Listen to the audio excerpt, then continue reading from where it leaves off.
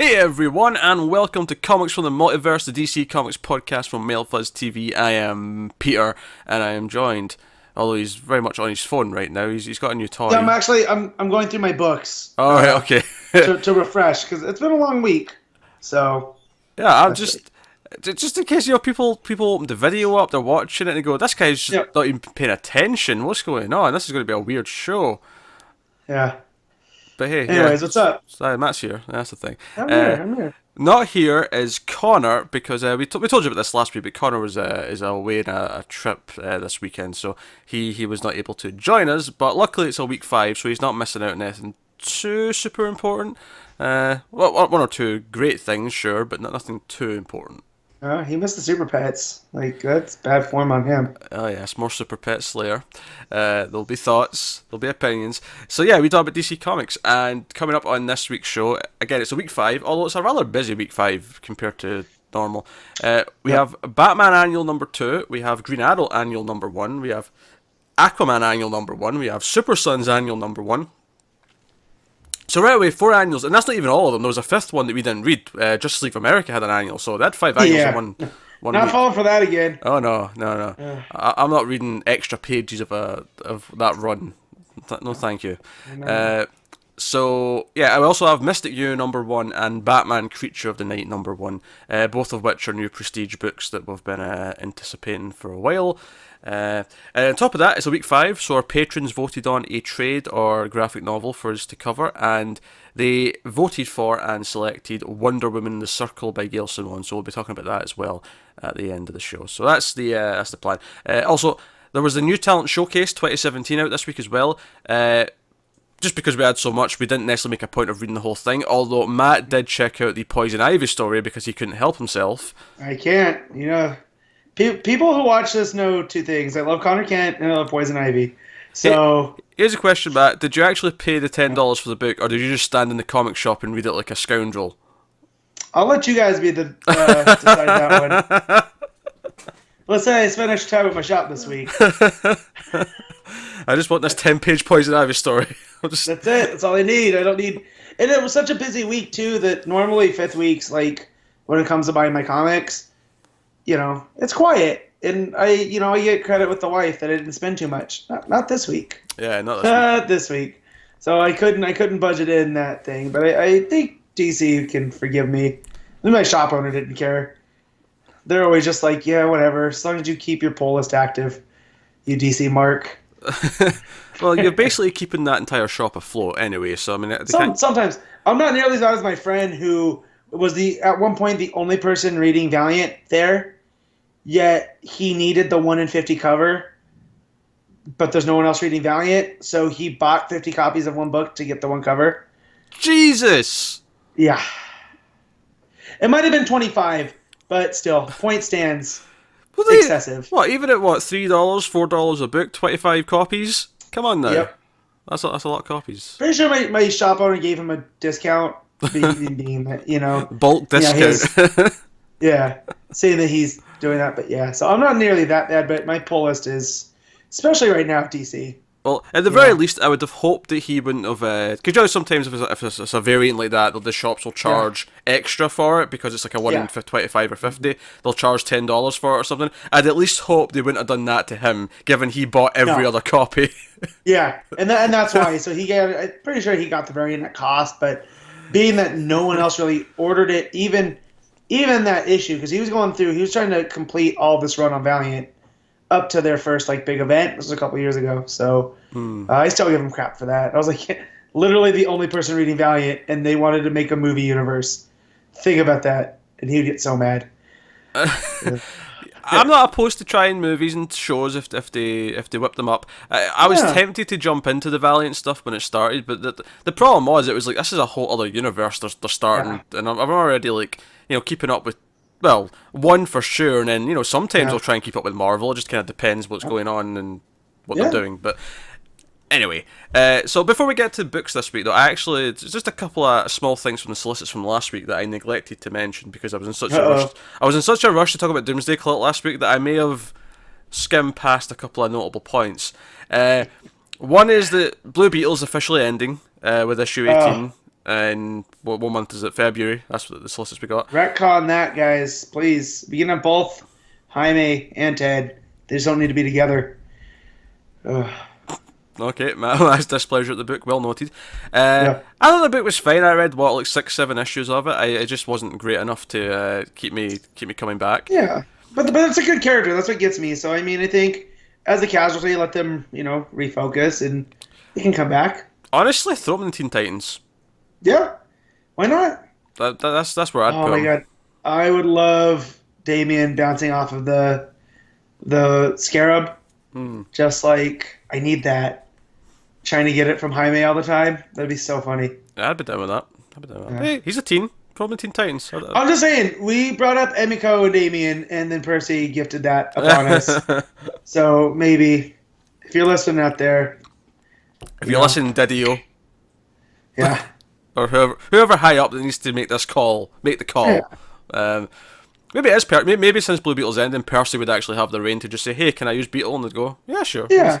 We'll use Beetle. Why not? We're not doing anything else with him. And then the other thing, this one's a bit weirder though, because it probably is a cancellation, but it's a little bit more suspicious. Because Blue Beetle, final issue 18 in the solicits. This is the last one, right? Make a point of saying it, just like Superwoman, straightforward. Okay, we know it's ending. Celebrate the last issue. Blah blah blah blah. Cyborg just wasn't in the solicits in February, and the January issue wasn't described as the final issue or anything like that. It's just missing from February. So, well, that just means it's taking a month off. Well, that means it's whatever. I don't know. But, I mean, it's probably cancelled. I mean, I think for months people were saying that the 3 books that were probably going to get cancelled were Blue Beetle, Superwoman, and Cyborg. So it makes sense that that's going next, but... Boom, boom, boom. Yeah. But hey, we've got all these New Age books coming out soon, and we want to try a lot of those. So yeah, and that's it. I mean... I remember during the New 52 when there was much ado about cancellations, but so what happens when you launch with 52 as your gimmick? You got to have 52 books, and it just wasn't, the market wasn't where it was, especially. Hey, they gave them all. Well, they gave 2 of them 18 issues. Cyborg was more because that was double shipping for the first few months. Yeah. So that's in the 20s. So they give them all a fair chance. It's not nothing was. Yeah, just... and that's it. And like again, as long as like with Superwoman, we still get Lana and Steel popping up in Superman books, like oh yeah, sure. They can cameo in Supergirl or Action or even Superman's own book. I'm cool with that. It's one of the reasons why I always took to DC is the greater world. It's like with Marvel, everyone's connected, and it's cool to see like Spider-Man hanging out with Daredevil and whatnot. But like the fact that you can have the Bat family and the Superman family, you know what I mean? Like it always spoke to me more. Yeah, I'm not saying they should just copy what's happening in Detective, but if Action wants to turn into the Superman version of that, I'm not going to complain about that. I'm fine with it. Yeah, and plus you got Atomic Skull. He's popping around now. Like, fun little side characters. Yeah. Although I feel like it would, you throw Atomic Skull in there and people will be like, oh, that's just like Superman's Clayface. And as much as I would argue against that, it kind of would be. But whatevs. I'm still going to read it. No, surely the werewolf, Lauron. Lauron. That'd be cool too. Clayface, yeah, from Supergirl. The fact that we could say Kryptonian werewolf. What a time to be reading comics. I'd be down for something like that in Action, especially since I think I'd like to see like, I don't know, like maybe John going on an adventure with his Aunt Lana or something like that, or Aunt Kara. Even some of like one of my favorite issues ever is in Brian Q. Miller's Batgirl when Stephanie has to babysit Damian. And it's like it's actually 2 issues, I think. It was a 2-parter, and it's just like Damian not wanting to be babysat, and I feel like John would want to do all the stuff, and Kara's the opposite, going like, I do this all the time. We were supposed to watch TV and eat popcorn, like I think that would be a lot of fun. Yeah. So that was just a couple of quick bits that I wanted to throw out there. Actually, I don't know if you briefly want to discuss. We got just to jump over to movie/TV news. We got our first look at Dick Grayson as Robin in the Titans TV show. Lot like Tim Drake, but hey. Do you know what? The staff says that. The staff says Tim Drake, but honestly... The staff and the uniform, man. That's Tim's uniform. No, but here's the thing, though, Matt. Like, the uniform's already changed so much for Dick. Like, anytime you see a flashback of Dick in uniform now, either from the New 52 or in Rebirth, it's always been changed to have a more of a Tim look to it. Because here's the thing. Robin's, or Dick Grayson's original Robin uniform looks dated as shit. There's a reason why it's not getting used. It's terrible, and I get it. I don't want him in the pixie shorts, which are essentially just... Speedos. Like, I don't need to see bare absolutely yes leg, bare Grayson leg. That's the better sentence. But yeah, I just the first image. No, you know, when you posted that in the group and I looked at it, I didn't read what you'd put. I was just like, oh look, it's Tim. So they're doing Tim on the Titans. You know, but yeah, I think well they're not. But I feel like that's just a I don't know. I feel like that's been overly negative because I actually think it looks really good. Well, no, it looks fine. It's an aesthetic thing, like because you know what I mean. The quality of the outfit is much better than the vast majority of the CW outfits, which tells me this might have a decent little budget for it. So I'm excited to see the rest of the team now. I'm excited to see Beast Boy and Starfire and Raven. Are you going to recognize Starfire when you see her, though? I will recognize Starfire when I see her. I only didn't recognize her when she had short hair and she was wearing like a combat suit. I know, but I'm going to make this, I'm going to note this for everything I can. In fact, I downloaded the, was it Connor Starfire book that they had done, part of the New 52 or U52. So, and it sits there in my library, and I look, I'm like, I'm going to read this and then make fun of Pete still. It's just a constant reminder. You want to make fun of me for not recognizing Starfire, but I want to make fun of you by not recognizing Connor. Yeah, I know. I know he's not here today. It's weird. I didn't mean that, Connor. It's so easy to do. You're talking about Connor with the ER, not the OR. Yeah. Oh dear. No, it looks good. I'm excited to see the rest of them now because I think it was such an unknown quantity because it's their new streaming service. We have no idea what that means. We don't know if that's like, is this going to be lower budget than a network TV show? Is this going to be higher budget than a network TV show? We don't know. But it also makes me wonder if that's why they pulled Young Justice and Justice League from Netflix because those suddenly just disappeared. So it makes me wonder if they're just going to start stockpiling them. Well, I'm sure the Amazon stuff will still exist there, like with Batman and Superman, the animated series, but... I mean, not. Everything might transition over to their service, so they've got a back catalogue. Because obviously Young Justice Season 3 is going to be on this service. They announced a Harley Quinn animated series last week that's going to be on this service. All I know is if they do add Batman the animated series and Young Justice, it's worth the price to me monthly. And now you're going to add these new shows on top of it, especially when that Batman the animated series Blu-ray comes out. If it's 1080p Batman the animated series, then hello. I remember when they first this new TV station popped up and they were airing like almost exclusively Batman the animated series, but my cable provider didn't get it in HD. So I had all of these standard definition Batman animated series on my HD TV, and it was just hard to watch. It didn't look terrible, but it just... But Matt, it would have been in SD anyway. No, I understand that. But the quality on the it just wasn't there. Like... Yeah, because maybe it was just my provider. The Blu-ray coming out next year is the first time they've been remastered in HD, so which is part of why it's so exciting. Because they've been stuck in SD forever.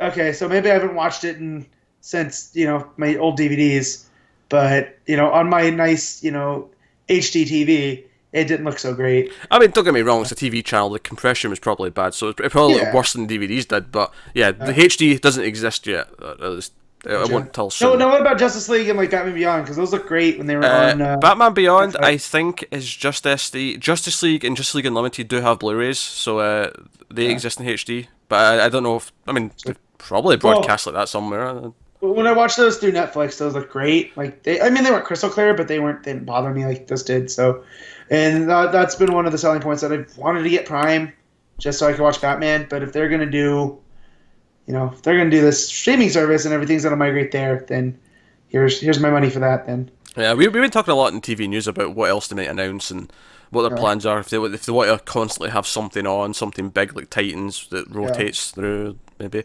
Yeah. But no, it's all good stuff. Also, just a side note, Matt's not got to yet, I don't think, but Crisis on Infinite Earths. Crisis on Earth X this week, the CW crossover, was a lot of fun. I highly thumbs up. Pacing was very good. I believe your comment was liked Justice League, loved Crisis on Earth X. So that's... Yeah. Is that you? I don't know if I said it exactly like that, but it's not perfect by any means. It's still got some CW things going on there, don't get me wrong, but the pacing was much better than last year. It was kind of what you'd hoped a crossover, a big 4-part event thing was going to feel like. Oh, that was my big problem with Invasion, was it felt too hamstrung by this episode. So it's good to hear they just got rid of that, and it's just one long... That is gone. They don't even have their own titles in the episodes. It just comes up saying Crisis on Earth X at the start of each one. So... Good. I'll get there. I got caught up. I'm on Midvale for Supergirl. I like that episode. I just passed the who's the villain? Katie Sackhoff. I can't remember her name. She's got the glove though. Terrible accent. Yeah. Terrible fake accent she had in that episode. Yeah, and so I just got to there on Flash, so I'm slowly setting up. But Ralph Dibny, you guys, did not sell me Dibny well enough. Which I understand. You didn't want me going in. You know how excitable I am. But, oh my god, this is the closest to Guy Gardner I can get on TV. Just the lovable... Oh, he's more goofy than Guy Gardner, though. Yeah, but it's there. The fact that he's the... It's a slight spoiler, but they go to a strip club for Barry's bachelor party, and he's the customer of the year. That just it wasn't because it wasn't even of the year. It was just a plaque in the wall with his face on it saying, MVP or whatever the phrase was. Yeah, and part of me at first was just there's no Gingold and we're Sue, and it's well, no, this is before Sue. Sue can come in on the show and ground him, and but the nose twitch was there, and him saying I can smell a mystery. I just, again, C-level comic character that can hold my attention. To quote Brian Michael Bendis, everyone's an A-lister when the right creative hands. That's true. That's true. So very good quote. I like that. And Flash, that's what I love about this Flash TV show, is they've done that so many times now that when they whiff on a character, it feels like they, you know what I mean? They actually whiffed. But... Yeah, they're whiffing the occasional one. I wish some of the rogues were a bit better established. Mirror Master was just Cold. Captain. But Mirror Master's one episode and a bit throwaway. He's not really a big deal. Whereas in the comics, he's a huge deal. So I don't know. So, there's complaints to be had, but its heart is typically in the right place. And same with Flash. And I'll get caught up on Legend. You guys are constantly telling me how much of a fun cartoon TV show that is. Matt, all I'll say is there's an episode on season 3 which is basically the E.T. episode. Yeah. You will dig that episode, I promise you. Yes, I will catch up once I get caught up on Flash and all that. It was a mighty undertaking, but slowly but surely I'm getting there. But don't bother if you didn't finish season 1 of Legends, just skip that. Start season 2. Yeah. You'll be fine. Yeah, that's where it gets good. Well, that's where the JSA is. That's where I'd start logically anyways. So. That's exactly where the JSA is, yep. Alright, so we had a bit of a tangent with TV shows and stuff, but hey, it was a big weekend, all that kind of stuff. News, crossovers, shenanigans, but let's talk about books, let's talk about comic books. So let's start with Batman Annual number 2, Tom King writing, Lee Weeks and Michael Lark on art. I had no idea what this was going into it. Mm-hmm. Just okay, so Annual, Tom King, I think I saw you said on Twitter that, it is important to the overall main thing that's going on, it's not just a random... side story or anything like that, and I'm like, okay, cool. Because it's one of the things that bothers me about Annual sometimes. Is I hate when I feel because sometimes it can be very good standalone things, but it just kind of bugs me where I'm like, I kind of wish this was just a main chapter of the story. Yeah, there's usually 3 takes on it. There's we're just gonna make this an oversized issue and tie it in like they did with Supergirl, right, during the Emerald Olympus stuff, or they'll make it just strictly standalone, like some of the ones that are gonna be they're talking about later. Or they do this that is part of the overall story, but not exactly necessary. It feels like extra, and in a good way. And this is how I prefer my annuals to be, because it's, they're easy to file away in my comic boxes. You don't have to slot them in the story. You can keep them in their own section. But yeah, this issue, Michael Lark, seeing him draw Gotham again was fantastic because I think the only stuff of his I've read at DC was Gotham Central. So very, very nice. But it was a bit distracting when I got to his section because it automatically looked like Lazarus. And I was just like, oh, wait, whoa, weird. Okay, no, where's Trevor? Oh, wait, no, wrong book. So, yeah. Worth mentioning, though, Lee Weeks' art is also fantastic. Like yeah. The art throughout is gorgeous. Have you gone back and read the Elmer Fudd? I haven't, no. Okay, because that was the same team. Lee Weeks did the Elmer Fudd stuff, and there's a bit of an homage to that here, which I thought was fun. So the plot of this then is it's for the vast majority it's a flashback story about when Batman and Catwoman were first kind of meeting. Maybe not the first meeting per se, but kind of in the early days when they're first sort of they're familiar with each other. The boat or street incident has happened, and because they're already a playful relationship. They're already arguing about it, so that's already happened. But she's like stealing the Batmobile, and Batman's pissed about it. Alfred's making these catty lines, and then I love King's Alfred. He's great. The next annual, I want to be about the day in the life of Alfred Pennyworth, and it's just him going around being sassy to different members of the Bat family. Like, here's my $5 now. Yeah, so basically she keeps coming back to the Wayne Manor and keeps stealing or at least breaking in to different things. Yeah, it goes back to their first the rooftops. Is why does she run? And it's because Batman has to chase her, and that's their entire relationship right now. And I felt like Batman's learning how to flirt almost, because at first he's taking this super seriously, and he's super pissed. Like, Catwoman's breaking into the manor.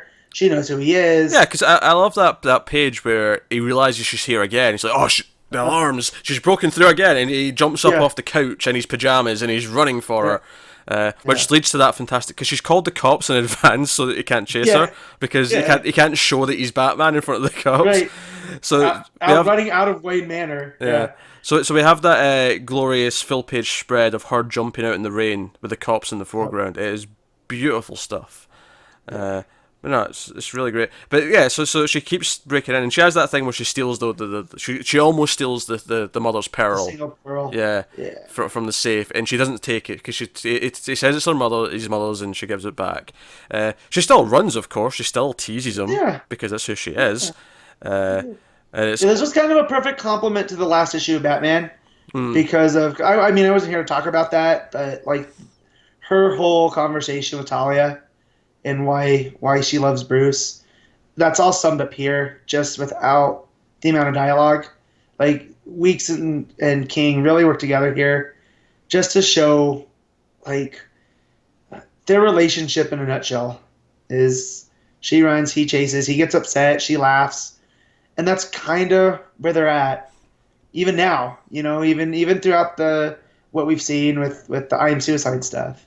She still kept a sense of humor while he was being super serious. So, no, and she keeps leaving every time she breaks in. She leaves a mouse, and Alfred's getting no pun intended, but he keeps getting ratty because he's having to take care of more mice. Like, if she leaves another mouse, tell her to leave money to feed the bloody things. Yeah, and I love too that when he finally catches up with her, she's like, "How would you figure this out?" And he's like, "Oh, well, the droppings." Leads back to the lead paint in this building. And she's like, mouse poo? Really? And never thought I would hear the words coming from Batman going, mouse poo. Yeah. Really? Let's not gloss over that double-page spread of them standing on the rooftop in the rain. There is again, rooftops. There you go. See, all comes back. I was so critical of King at the beginning, but he definitely writes for the long game. Because between, Kite Man, hell yeah, and that whole subplot, and now the Batman-Catwoman relationship, it's making me love Batman. I never thought I would say that. You guys heard it here. Connor's missing out. But it's been a very long time since I made Batman the first thing I read, And now it is every week. Well, every week it comes out anyways. So, yeah, it's hooey. Man, I'm just looking at, because he chases her after that double page spread, and like, he ends up losing her. He's standing there in the rain, and he's shouting out "cat" like at the top of his lungs in the rain. It's so atmospheric. Of course, that's before he finds her back at her place with the mouse poo. And again, as you said, he's smirking as he says, "Yeah. Mouse poo." Yeah, of course. And this is their first kiss, I imagine, given the context. Yeah. Well, I mean, you can infer that maybe. Because you could also infer that maybe... Oh, wait. Where's it at? Because there's that other one. I'm cycling through. Yeah, it's not when they almost kiss at the safe. It's later on. It's after they're chasing the rain. Yeah. The single page spread. Yeah.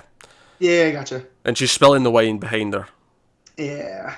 Also, little touch that the cat at the bottom of the page is rubbing up against Bruce's leg. Yeah.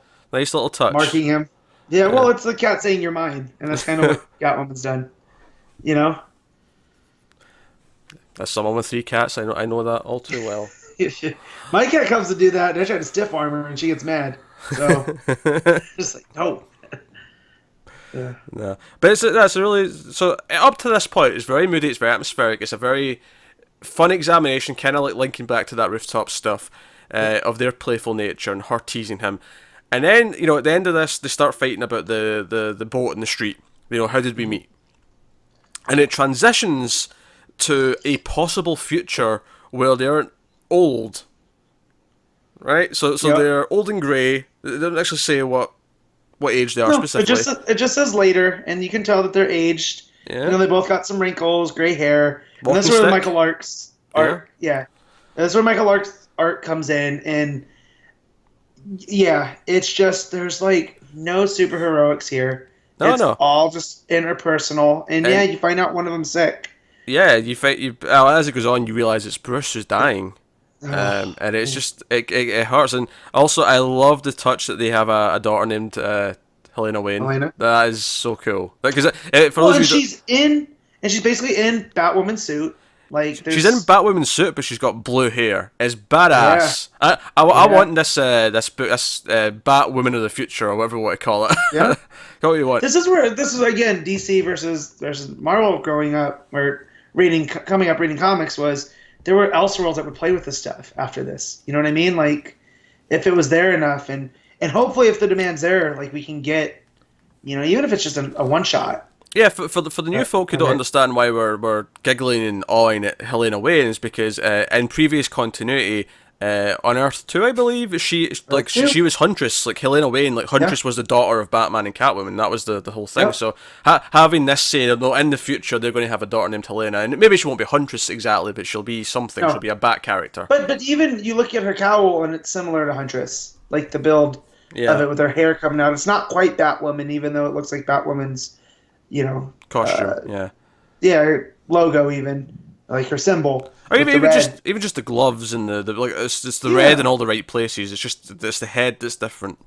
And so and it's also similar to Catwoman. You know what I mean? Like the way that it looks. So it's the perfect blending of the two, and so it plays with that older continuity. But she's the one answering the signal, which I kind of like. It's passed on to new people. Yeah. And of course, it'd pass on to their kid if the kid wanted to do it. And also that's always been the thing. Like with The Dark Knight Returns, is Bruce can never quit. But here, King creates this future where, he's married to Selena, and maybe he hasn't quit fully. Like he's still probably helping like Batman Beyond, but it's no longer his war. He's created a family. He has, I don't want to say disciples, that's too harsh, but. He has the Bat family, and you see them at one point, and it was fun to look at older versions of these characters. Oh, it is, and I think I love that he says to her, "Hey, when I'm gone, go to Barry, go to the Flash, and let him find a different Batman for a different universe to look after you." Like I like that idea that he knows someone who can go and he doesn't want her to be alone, and then. I think the most heartbreaking scene in the book, though, is when he's trying to lift the weights in the cave, and Selena comes down, and he can't, he drops them. And it feels like she's watching him get old and weak. And it's just, because Bruce is typically such a strong character. He's like the machismo kind of goal in life, without going too far with it, but he is kind of that goal. Well, he broods. It's the one thing in Batman I relate to, is him going, no, I can do this, and you can't do it, and you don't want to show vulnerability, so you're just like, I'm going to keep trying, and that's usually when you get hurt. And there's another line that we skipped over that I wanted to talk about, where in the beginning part, him and Catwoman are talking, and it's kind of when she breaks him down, and he addresses her. Give me a minute, I gotta find it. But I did put it on Twitter, so that might actually be the quicker one to find. So please hold, we will return to your regular scheduled programming once Mark finds this quote. Thank you. Come again. Bye-bye. Yeah. Okay. I'm having a hard time finding it in Oh my god. Okay, this is fantastic radio. Yes, it is. It's fantastic. Well, while you're doing that, I actually want to try and play. Admittedly, this would be better if you're on the page as well, which, given your current predicament, maybe is a bad thing to ask. Yeah. But I want to try and guess who all the older Bat family members are. Because there's this page where they're at his bedside as he's dying and Selina's on the bed with him. We see all these characters. Now, obviously, the redhead with glasses, well, looks like Carrie Kelly. Yeah, the younger one is. The older one who's hugging the grey-haired guy, I assume that's Barbara and Dick. Yep. Are we thinking that's Jason on the far left and then the far right is with Tim? The red? Yeah. Yeah. Okay. And then purple hoodie must be Stephanie with the blonde hair. So I mean that must be Tim right next to her. Yeah. And then you got Duke with the yellow on. Who's the one in orange at the back? I don't know. That's where I would have to say, which one's Damien? Damien has to be there. That's true. Actually, I wouldn't be surprised if that's Damien in the far left. Yeah. Because Jason, and then maybe that's as a Jason redhead in the orange originally. Yeah. And then Cass probably is the last brunette there on the left. Yeah. Well, I also took that could be Helena. She'd want to be there. Oh, true. Yeah. The daughter. Given this page, though, I feel like it isn't just because it's meant to be all these people that we recognise from before. Yeah. So I'm going to say it's Cass, but yeah. Did you find your quote? Yeah, I found it. I have to go back to it now because I had to look at that page. But it's right before they kiss, and it's at the top of the page, and she's asking, you've known since the beginning, and still you let me. Why? And Batman goes, sometimes I like being alone, and then I hate everything because of it. And that's the one line that I can finally be like, I understand Batman. Because that's my eternal dilemma is sometimes I just want to be left alone, but then when I'm left alone, I'm like, well, they all just left me alone, And that's Batman in a nutshell. It's when he's brooding and he's just like, well, I'm going to sit here and be miserable because my parents. But Catwoman brings out this other side in him where she's like, oh, yeah, I'm not going to let you be by yourself because I'm going to make you chase me. And I just, man, that panel hit, and it hit me right in the heart light. And that's where I was like, God damn it, Tom King. And then you get to the end, and you see him, not be able to lift the weight, and he's vulnerable, just like he was in that and she's right there. Yeah, and then he's in the bed. There's a nice side to it where he's only not alone at the end. At least, I mean, obviously to have his Bat family there, sure, but he's only not alone at the end because she kind of forced him not to be alone earlier on. Yep. Like if she hadn't done this, if she hadn't pursued him and made him chase her, he would be alone at the end. At least as far as like a relationship would be concerned, anyway. So it's a really nice idea. But and then the final moment is she finds the note saying that he still loves her in the old Batmobile. Oh man. Yeah, it's feels were had with a new little kitty, Yeah. Oh man. Life moves on. Yeah. No, that's it. Typically, annuals tend to be my least favorite things in comics. Mm-hmm. Not always, but mostly because they usually do feel separate or because they feel tacked on just to have an extra book out in the 5th week. Which is why I like it when it typically ends up being like, oh no, it's just the next chapter in whatever story we're doing. This is kind of a different touch for me, where it's just kind of a perfect companion to what's going on. And no, this was extremely good. Yeah. Again, coming off of that last issue of Batman with Talia and Selena, and it just, again, it tells a cohesive story. But had you not read this, and you jump to the next part, it's fine. Slotting this into a trade later you just put it at the end. Like, you don't yeah. have to mix it in, and I kind of like that about it. So, and it was just a wonderful issue between the art of Funny thing is, Weeks. it probably will go in between issues just because it happens to be between two arcs anyway. But that's just kind of coincidence more than anything else.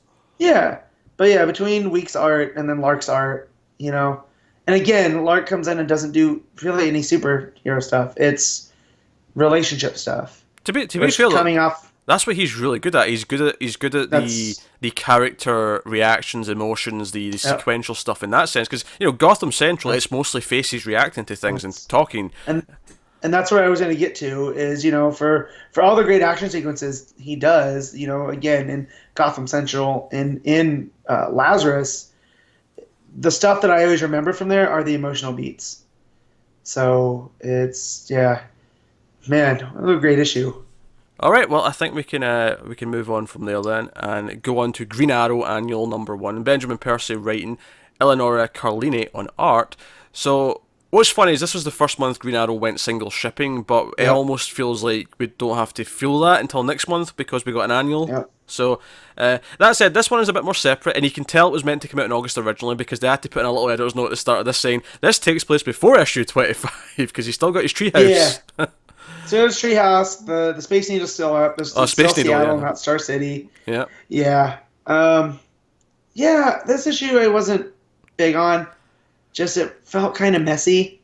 It was a bit messy. I liked the back half a lot more than the first half. Yeah. I think so basically the plot of this is that Count Vertigo is kind of like making everyone see hallucinations. Everyone but Black Canary because she wasn't there. Or no, not because she's not there. It's because because of her ears. She's not affected because her ears are like built to withstand the sound of her screams.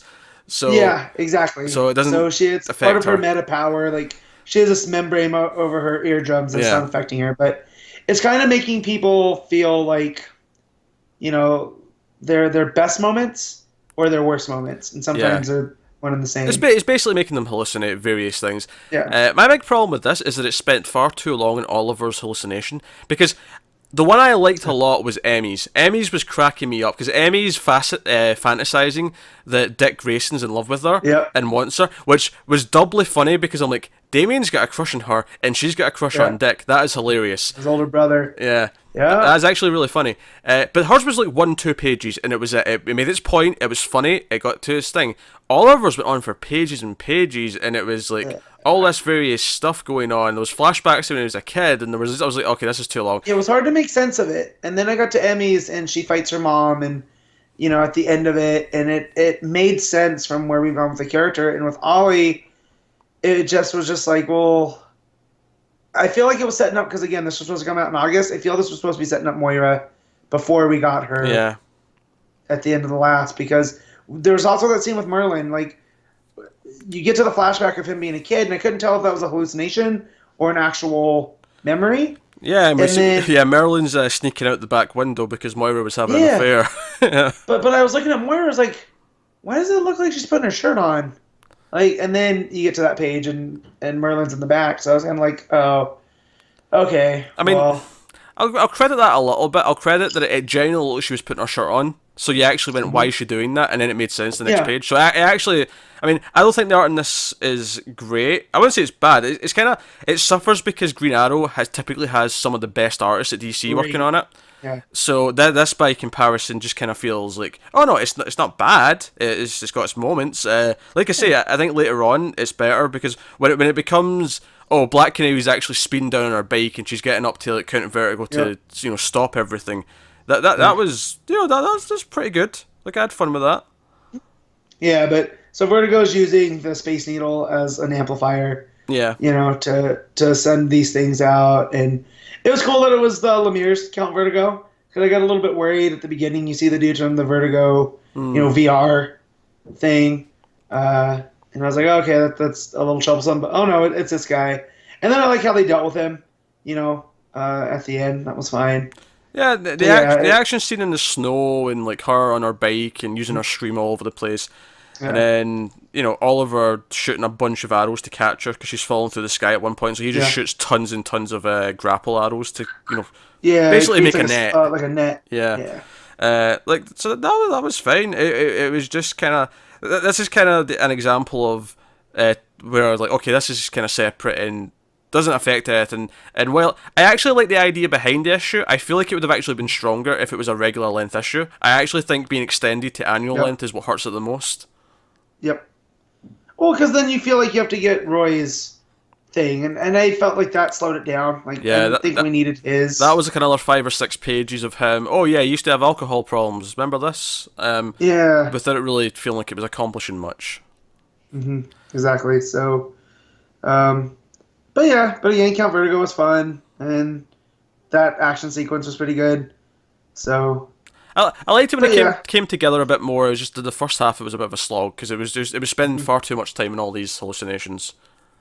Definitely. So, yeah. That's it. Art was okay, but it wasn't.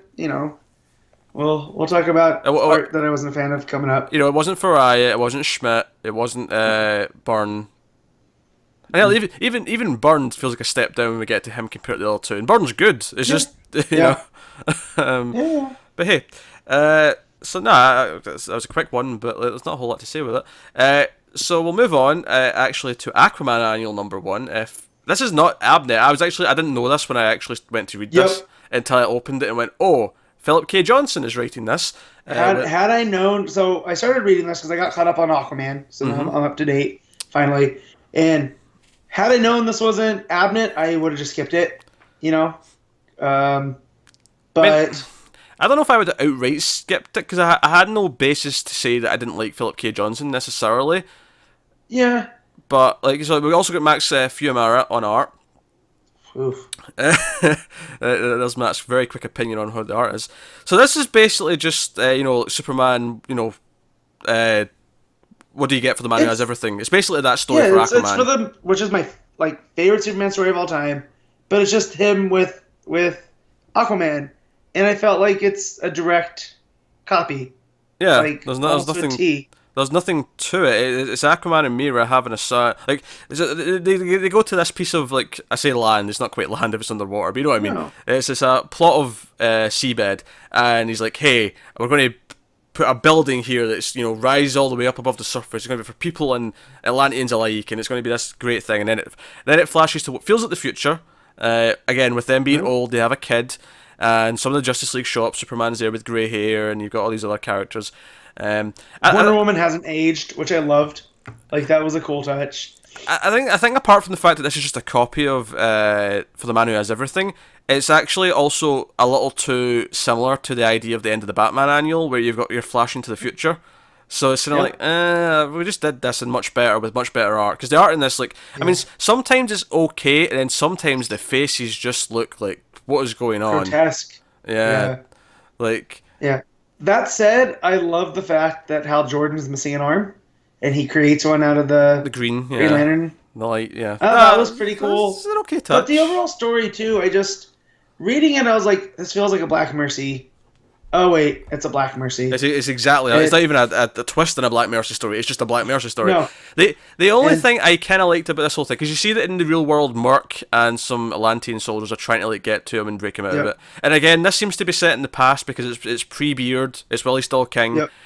So that's a little bit strange, but whatever. But the one thing I liked about it, though, the only story point I liked the idea that in his Black Mercy hallucination, Batman shows up and tells him it's fake, even though he admits afterwards that, wait a minute, you must be fake as well. And he's like, yeah, I am fake.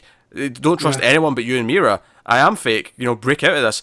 I do kind of like the idea that, if this is all coming from his mind, because the Black Mercy's taking stuff from his head, that even in his mind, Batman's the cynical one who figures things out. I like that.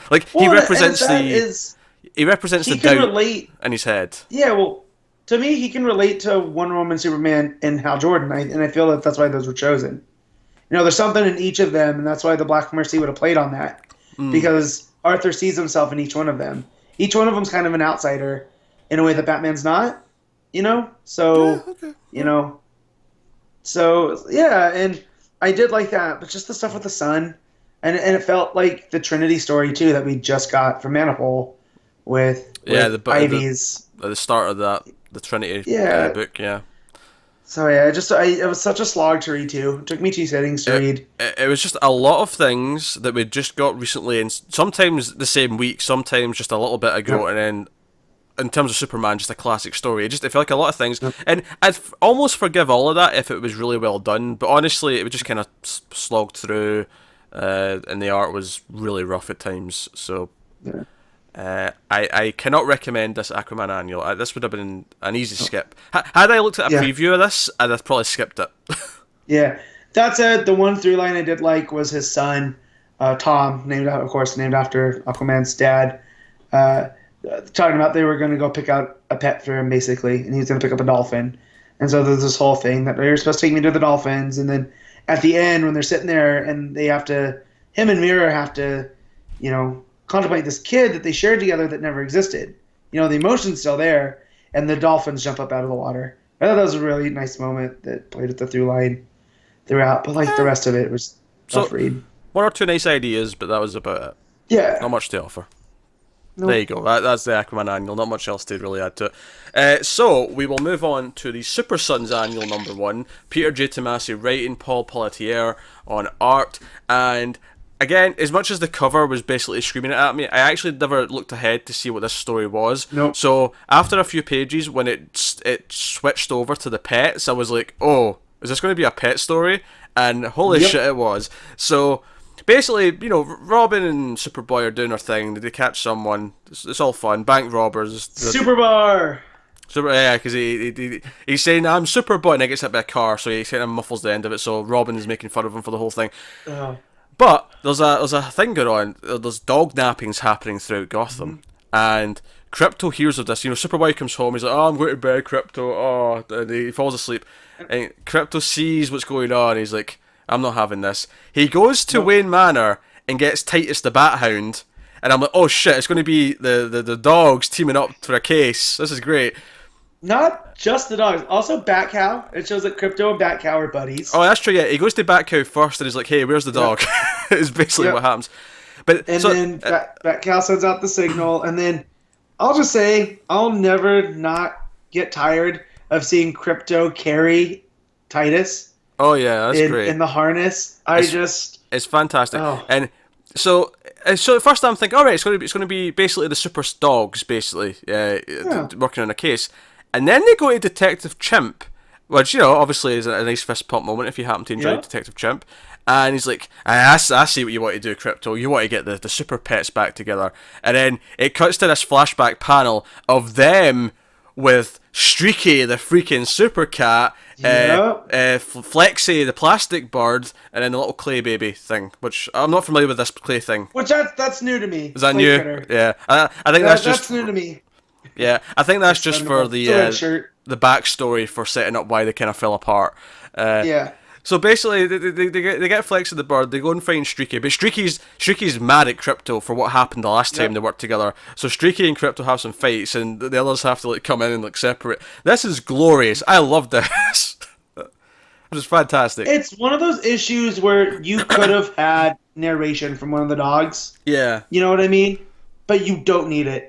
Because Pelletier and the art sells everything, and then the letterer just with the right sound effects. Yeah, where it needs to be. And various animal noises. Crypto writing so they're doing this mystery, trying to find the lost pets of Gotham, but Crypto sees a merry-go-round that he just has to ride. So he decides to ride it, and Titus is kind of looking at him like, okay, well, but yeah, it was so Can I just fun. say, I like the idea that the Bat Hound is just a regular dog. There's actually nothing about him that makes him super in any way, yet he's still here to help. Because obviously, Streaky and Crypto have the powers of a Kryptonian, and then you got Flexy, who's Plastic Man Bird, who has powers. Yeah. Can stretch and all the rest of it. Also, in the flashback, you see a panel of the Injustice League of Pets with what do you call him, Dexter from the Red Lanterns leading them. Yeah, that's kind of amazing. I'm not gonna lie. No, which they always it's got whose owl is that? Is it just a court of owls owl? I think so. I think it's 2 hyenas and a court of owls. So basically, those are Harley's hyenas. Oh yeah, right. Yeah, the Harley's hyenas. I think what that's telling us is that we need a few more evil pets to round out this team, so we can have some sort of fight. Why not? But no, I need more Streaky in my comics. I was delighted to see Streaky have a prominent role in this. Also, I love that her and Titus are good buds. She purrs up, snuggles up to him. They're quite happy. Crypto does not look very pleased. I feel like she's only doing it to make Crypto mad. And again, that just be my relationship with Cat. You know. No, I think that's a pessimistic point of view. I think they have. I think she's actually attached to Titus because cats do get attached. That makes sense. Also, I did like seeing Ace, but he's not part of this yet because he's still kind of new. But him and Titus were asleep in front of the fireplace in Wayne Manor, which I thought was a fun touch. So basically, Ace needs to become the Robin dog. That's essentially what has to happen there. Yeah, okay. As long as we're agreeing on that. But you see that Streaky, like, because they go on this mission. Flexi with the dogs go on the mission, but Streaky stays behind. But you can see this little love heart thought bubble of Crypto. It's like, you know, that mixed. You get that feeling where she wants to go, but she's still mad at him. She can't quite bring herself to do it. It's just this is great.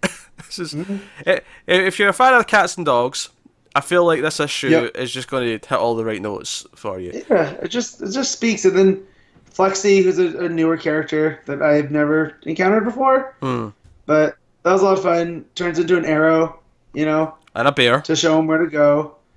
And then so they find out who's been stealing these pets, and it's an alien that feels like the pets are being disrespected by humans, and it's going to take them somewhere else, not realizing that the pets, you know, most of the pets love their person.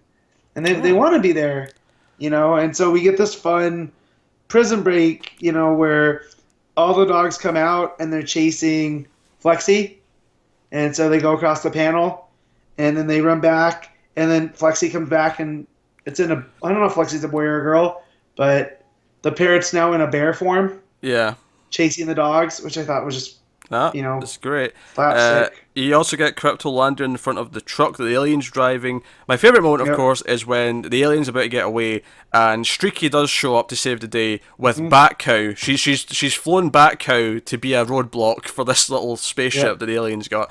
It's man, this is just pure joy, pure unadulterated joy.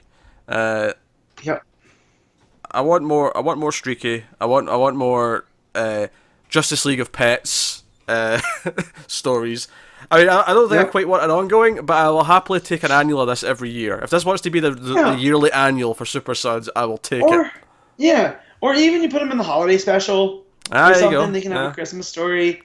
But I'm looking at what is Streaky's history. I think this is the first time she's popped up in this continuity. Yeah. Which is weird. I feel like they have to kind of explain where she came from in this continuity because she's just kind of here. Yeah, but I feel like it's not really a Kryptonian cat. I feel like it's just a cat that ended up with Kryptonian powers, you know? Oh, but sure, yeah.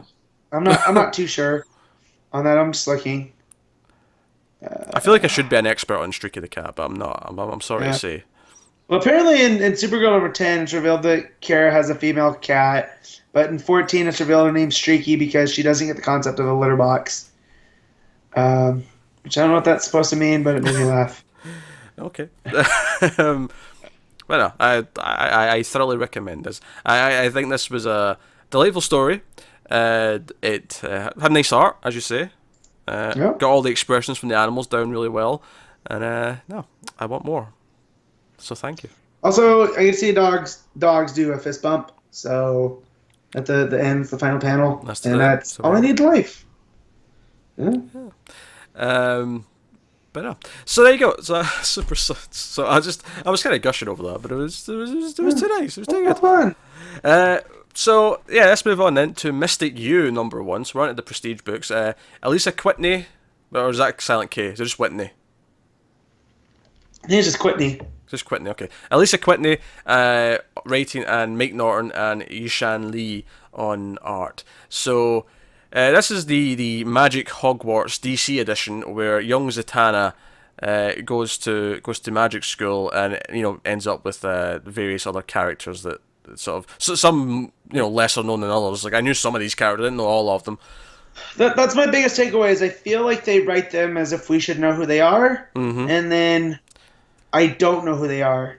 Well, And for me, that says a lot because Yeah. I run pretty deep, and even the magic side of DC is my weak point. Like I usually go to Connor for that, but Yeah, you which know, full disclosure, he did read this on his yeah, bus ride and did mention that he loved it. So it's a shame he's of not course here he to did. stick up for it because I wasn't really feeling this either. In fact, I have a confession to Yeah, make. you didn't like it. Not only did I not like it, I didn't finish it. Oh, Pete, you gotta finish it. But so here's what happened, Matt. Right? You go through. There's a little bit at the start where the world seems to be ending. So Zatanna Yeah. gets zapped back to teenage years, and she's going to this magic school. Rose takes her there because her dad gets taken away. He goes to hell because she accidentally sends him to hell. Yeah. But she goes to this Mystic U, and she's meeting the characters, and I'm like, okay, can I get what it's trying to do here? Like, okay, I know who Faust is, but I'm not really sure who some of these characters are. Obviously, Enchantress I'm familiar with, but so they're doing this thing. And it got to the point where some stuff had happened, and then one of the characters, I think it was Enchantress, was eavesdropping on the adults out at another building, this older building. And at this point, I'm like, oh man, I really don't like this book. I really want this to be over. And I'm like, okay, where am I in the book? How many pages have I got left? And I checked, and I was just before the halfway point. And I went, nope, put it down, and didn't That look said, back. it picks up a lot at the end.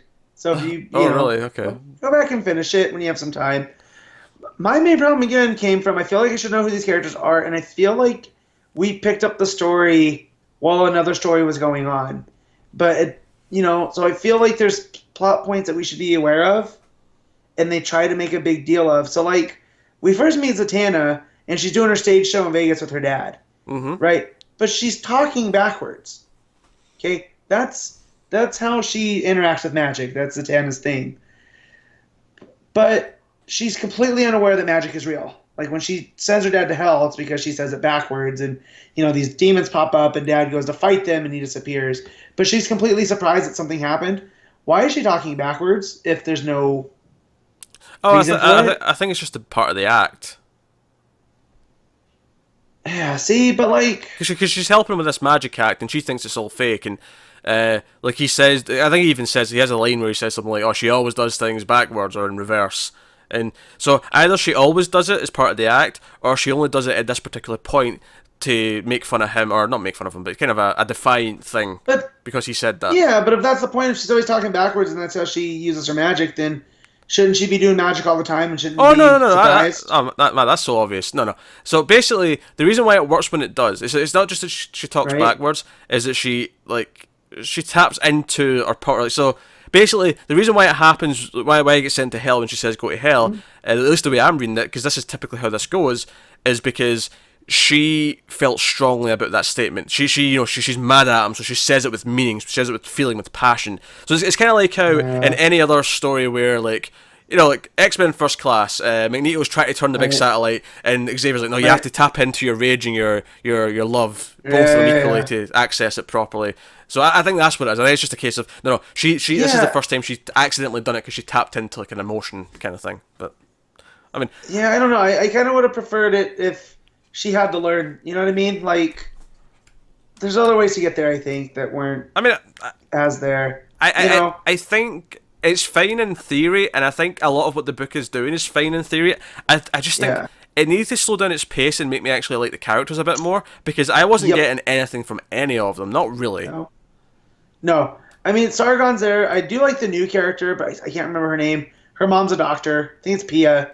And so she, her mom found out that this Mystic U wasn't an Ivy and stopped caring, because that's all she cared about. She doesn't care if it's a magic school because it's not an Ivy League school. And so I like how she approaches magic with like the scientific awe. Like, hey, I'm going to figure all this out, because that's how I interact with the world. And then just the Sargon thing with his emerald, and like, I love Harry Potter. Like, it's one of my big fandoms, we discussed. And I feel there's some beats here, but it feels half-baked. Me not so much. I'm not a Harry Potter guy. I don't hate it, but I'm just kind of indifferent to it. But it does pick up at the end, so you keep seeing like this muck monster, like this like goo, like ectoplasm, and it keeps, popping up at the school, and you think it's a threat, and so the kids go look for it, and they come to find out that no, it's this, other dimensional creature that's showing up, to go to the school too, because it doesn't have anywhere else it belongs. So, there's a bit of an X-Men vibe to it too, and it's fine. But yeah, it feels very half-baked. And I think if throughout. they nailed that feeling, I'd be into it. Like, I'd be into them sort of like discovering what they can do and like. But I think they had to make me like the characters first. And I think it's amazing that I read like 20 pages of this and didn't get to this Slimer. So that's so pacing's clearly an issue. Yeah, and they try to play with like Sargon and Faust. It's Felix Faust's son Sebastian, but he's like Cyclops, can't take off his glasses, like. Yeah, I mean, for the record, like I gave up in this one halfway. I didn't necessarily intend to not go back to it. I just never did. Yeah. I would never do that with a regular sized issue, but because this was double sized, I got to that halfway point, and I was like, "Oh God, no!" Being a prestige has hurt it because we know we're only getting 3 of them, But I feel like if this was like a 6-issue mini, you could have slowed it down and exported it a little bit better. Well, it's not so much that you'd have slowed it down because you still have the same amount of pages, but it would have forced them to put a hook in the first half of it. Whereas, oh, your mic's going. Whereas here, the first half of it, because they know you're reading the full 50 pages or whatever it is, they feel like they can wait until they get to the main plot of it. Whereas if they were forced to put it into 6 individual issues, they'd be saying, no, this first 20 pages is going to decide whether or not someone buys issue 2. So we have to. Structure it in a way that works for that. Yeah. Now, obviously, we're not against prestige issues as a format, because obviously, being Supergirl, that was fantastic. That was 4 though, right? Because this is 3. Which it was 4. Yeah. Yeah, and so was Deadman, right? No, Deadman was 3.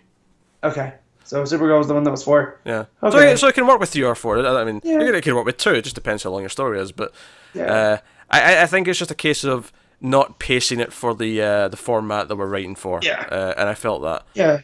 And I'll probably read 2, but I'm not, or issue 2. I'm not going to make a point of it though. Like if we have a busy week. Yeah. It'll just be for me. I actually think it may be another week 5 because there's one in January, so I think it'll actually fall in week 5 again. So you probably have a good reason to just read it. I probably will not because I've not even finished the first issue.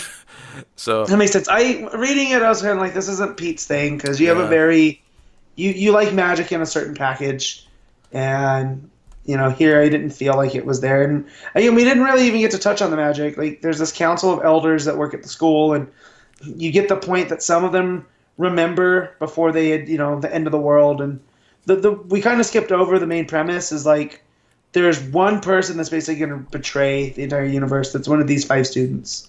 That's Enchantress, Zatanna, Sargon, Faust, and Pia. Yeah, it's kind of a Terminator Days of Future Past story because it's basically rewound time to now to figure out who's going to do it so they can stop it in the future. So that's basically the gist of it. But so and then it plays out. I think you kind of see the adults going at it, hinting at bigger things, but again, there's not enough of it there. I wish it just solely would have been, this is a new universe. Yeah. This is where the kids go and learn magic in DC. Kind of like being Super was set in its own world. We had Ron Swanson, Pa Kent, basically. Like, versus trying to play with a little more familiar and ending up with this. Yeah, I think that would have been better. I do think, given it's a week 5, I think you should read issue 2, just so that because Connor will want to talk about it, so just so he has someone to bounce off of. If we have a super busy week 2, it's probably not going to add to the priority like it did this time. This is the second thing I read after Batman. But yeah. But hey. I don't know. I like parts of it. I didn't like other parts. I did do what you did, checked, and I had another 40 pages left or so by the time I checked. Because, But yeah, if it's a slower week 5, cool. Yeah. But I felt like a slog to me. So it wasn't the worst thing ever. Don't get me wrong. Like the art is fantastic. Like I really enjoyed the art. Yeah, that was pretty good. I would say that I like this. I probably like this more than Aquaman Annual, even though I finished that one. Easy. But this is I feel there's more to it. This is at least original. It's not just playing at a greatest hits Black Mercy story. Yeah. Or but yeah. All right, so I think we'll move on then to our last new book of the week, which is Batman Creature of the Night issue 1, which is Kurt Busiek writing and Jean-Paul Leon on art. This is kind of a weird spiritual successor to Superman's Secret Identity, which Kurt Busiek wrote. That story, of course, was about Superman, or a person called Clark Kent in the real world, in the Prime universe, if you will, who is named Clark Kent. He hates his name because everyone makes Superman jokes about him, because it's in a world where Superman exists as a fictional character. But then one day he gets superpowers, and it's kind of about this examination of what happens if someone really gets those powers, and it plays with all that thing. This is kind of in that vein. It's not the exact same thing. It's not the person becoming Batman for real per se, but you've got this character who's named Bruce Wainwright, who loves Batman. Actually, that was the first big difference for me. Is he loves Batman? He's into the comics. He's reading all these issues. He's into it. You see him as a kid in the '60s, and he loves Adam West show because as he's trick or treating, he's doing the theme. And his uncle Alton, Frederick. It's Frederick, yeah, but he calls him Alfred because he wants an Alfred in his life. Yep. It's genius. I love it. But so he loves Batman, and that's kind of the starting point. But then, of course, there's a home invasion, a robbery whilst they're out. They get back, and his parents are killed, and he's suddenly. It's almost a version of that dark joke. Oh, you want to be like Batman? Boom, your parents are dead. Like it's kind of that dark joke almost as the starting premise. But the story's a lot about how his uncle tries to deal with it, but he doesn't take him in. He's not ready to be like a new father. He gets sent to a sort of boarding school, all this stuff. So it's a very kind of a downbeat read, but the Batman element of it though is actually kind of supernatural. We start to he starts to have these dreams where he imagines that he's flying around the city and like killing criminals, or at least hurting criminals. And when we see like the criminals' perspectives, it's this demonic looking Batman kind of thing. There's this otherworldly like horror movie-esque thing. And basically by the end of the issue you're getting the sense that this is kind of like his subconscious is kind of like manifested into an actual sort of bat demon. Batman. Yeah, Bat Demon. There you go. So that's kind of the premise of the book. It's a prestige book, so it's a long issue again. That said, I thought this one was much better paced than Mystic U was. Honestly, I love this a lot. My only complaint of the entire issue is that the lettering on the Alfred narration hard to read. Is a rough read. Yeah. Yes, I agree. It's cursive, but not quite. Like, I don't know why we couldn't just have regular, notes. Like, I know it's supposed to be from his journal because that's part of the theme. Is it bounces between Alfred's journal and Bruce's journal. But yeah. There were some things. I liked it when it goes to Bruce. It's a more kiddie kind of writing, but you didn't have to go as extreme with Alfred to make that distinction. You could have just had nice normal text for Alfred and then kiddie writing for Bruce. That'd have worked fine. Exactly. That'd fine. And I liked some of the subtleties there that were at play with Uncle Alfred. He says he's the only kin that he has, and that's why he spends so much time. It's actually his great uncle. It's his mom's uncle. But then you get this hint that he can't take in Bruce because of his lifestyle. And, it's the late 60s. And I felt like Uncle Alfred was gay, but it wasn't accepted. And so he couldn't have this kid living with him. And that kind of also played on the whole seduction of the innocent, with that psychiatrist that tried to run comics back in the 40s and 50s. So I thought that was a smart play there because it also gives Bruce the sense of isolation. Like, Uncle Alfred doesn't want him there. But, he does. He can't, but he can't explain that to this 10-year-old. Yeah, or how about the touch that the police officer that deals with them after the crime is named Gordon Hoover. It's like his first name Gordon, but Officer Gordon. But he keeps calling him Officer Gordon, and he's like, no, Hoover. Officer Hoover. Officer Hoover. That was a nice touch. It's a nice touch. I think it's a great... What this book is for me, it's basically an examination of how this kid can't deal with this grief. So obviously it's making it literal, but it's how like kids sort of escape into their fantasies. I remember there was a great webcomic. It was like a one-page thing a few years ago. It was someone who had been abused as a child, drew a comic sort of showing how he escaped that, and it was like Doctor Who taking him into the TARDIS. But when he went into the TARDIS, it was like Batman was there, Superman was there, like maybe the Power Rangers. Like it was like just all these like superheroes and icons from like kids shows and stuff, and it was just this idea of like this is where you escape to deal with all this this pain and this heartache. And I feel like this is kind of taking that and making it this literal thing where he's escaping into his fantasy to escape from it, and it's actually having an effect in the world.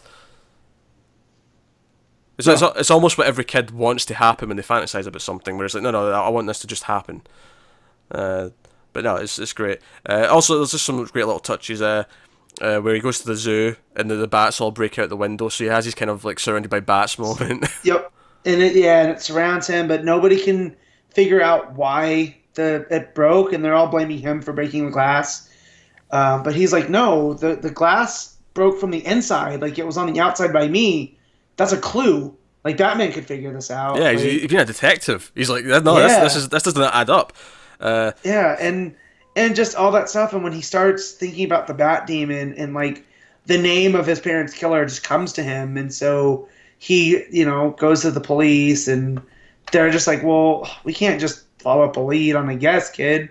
So the Bat Demon goes and finds this guy and attacks him and gets him in the lineup and stuff. So I'm kind of wondering where this is going to go, because at first I'm like, well, this is all too out there if this is supposed to be the real world. But then I remember Secret Identity was about a man in the real world with Superman's powers, and it never really explains it. Yeah. He just has them. It's just not important to the story to explain it. Yeah. But I always look at Batman, because it's so grounded in the real world, like I feel like it needs to do the Nolan thing, but it doesn't. Like, that's just my baggage I'm bringing in. That said, it's not going to make or break this book, because this was fantastic. Like, again, it follows up Secret Identity. Perfect. Like, it's just take on the Batman character. I think what I like about just going to the idea of the fantasy thing is like just the idea that like actual Bruce was this. I mean, not the Bat stuff specifically, but just the idea of like hunting down the criminals and getting revenge. Mm-hmm. Like, yeah, obviously he grows up to not have those ideas because he wants to be better, he wants to be a better person, he wants to have justice and not be a killer. But I think Bruce, like, in the day after his parents are murdered, damn right he's imagining breaking the necks of the people who did this. Yep. Like, it's just this is the normal... that's the whole Green Lantern issue of Metal was. Yeah. Right? So yeah. You mentioned the first time he has the fantasy about the Bat Demon, it's a POV shot. The colouring changes, right? And everything's like goes to this sort of orangey, sort of almost like blood vision kind of thing. Yeah. Subtle, but not like. And you see the sort of claw kind of come into like one of the shots. It feels like a POV, and then you get that full page spread of just the giant bat shadow covering the street. And it is glorious. Obviously, the art. John Paul Leon's a fantastic artist. He's got a very kind of specific style, very inky, a lot of blacks. I like it a lot. I first discovered him. There was 2 issues of Batman. It was like a fill-in 2-issue arc in the middle of Snyder's run. No, sorry, it was Detective. It wasn't Batman. It was Detective. Yeah. It was a 2-issue story about a villain at an airport. I can't remember it too specifically. But it was a really, really cool little 2-issue thing. I think it was in the middle of Manipul's stretch. Okay, that's why I didn't read it. That makes sense then. But it was really good. It was really, really good. And I really liked his art in that. It was really sort of moody, and it worked really well for Batman. And I think here it's working really well, because especially since he's kind of emulating an old school kind of style. Because it starts with that page from like an old Detective Comics issue. With the new narration over it, and I feel like it sort of continues that style. It's a little bit different, of course, as it goes, but it continues that style, and it kind of captures the bleakness of the kid's world here. I love it. It flashes through what he's doing with his life, and you see him like he goes to Paris on a trip because Alfred doesn't kind of want him there, and you see him like dancing with a girl at this like junior high formal thing or whatever, and like it looks so miserable. And I love how it does that with very little detail in the face. It's a very simplistic facial style, but you still get the emotion going across, Well, and he says that he also learned to be polite. So, he's learning how to deal with things that he doesn't want to deal with, but with a smile. So I like that. I also like that they went and learned horseback riding in Arizona, and instead of making him feel things, they just gave him activities. And there's this constant line that the psychiatrist doesn't listen to him. It's like, yeah, he's sitting there, but he's listening, but I don't think he's hearing me. Or he's hearing me, but he's not listening. And I like that, because as a kid dealing with all this grief, you have to think, like, nobody understands you. And that just drives that home. Yeah, and of course he's dreaming about his parents, which again has like an old school comic art look to it. Yep. Well, and then he can't remember his parents' faces. So they appear as Martha and Thomas Wayne, from the old Batman comics, which I thought that was another. Yeah, it's almost this kind of thing, but eventually the memories start to fade. But he can keep looking at them in the comic books. He can keep seeing them. So that's kind of how he pictures them. He pictures them as these two rich people when they're not rich at all. They were, middle class, kind of normal. They were okay. Yeah, working family. Yeah, his dad was a manager of a what do you say, like an insurance company and stuff. Yeah, no, great all around. Like the art, like you said, and I'm excited to see where it goes because where it left off with Uncle Alfred, talking about how it was only going to get worse when he becomes actual law enforcement. So we'll see. Yeah, because he obviously keeps going back to the police station to ask about his parents' case, and it's just kind of like, kid, there's like very little that's going to happen here.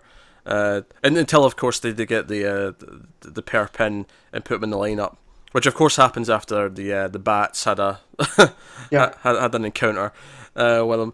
But no, it's very good. But I love how there's that moment of doubt afterwards, though, where he looks at him and is like, I'm 98% sure it's him.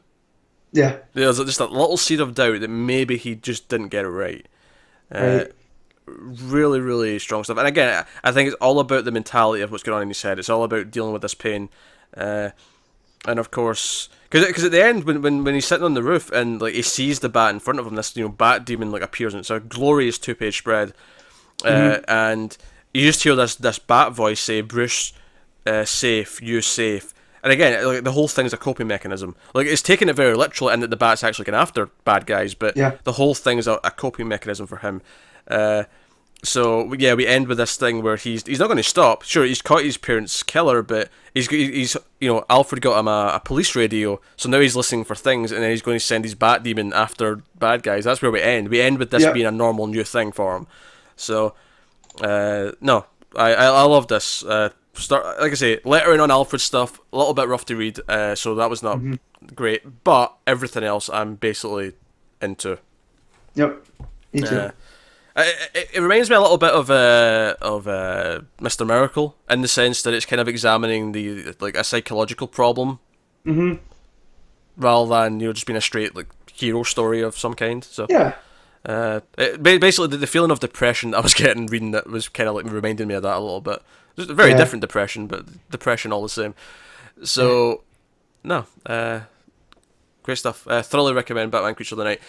So that was actually our last new book of the week, but still 6 is a lot for a week 5, and it could have been more had we ventured. Actually, no. Do you want to mention the Ivy story from? Yeah. So I checked out what was it called? New Talent Showcase 2017. Yeah. Do you happen to know who wrote and who did the art on this? I will in 1 second. Oh, he's going to go look it up. I got to look it up off the top of my head.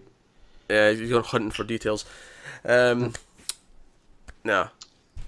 It's funny because we did the Talent Showcase last year because it was on a week 5, but it was a much quieter week 5, so we all read the whole thing.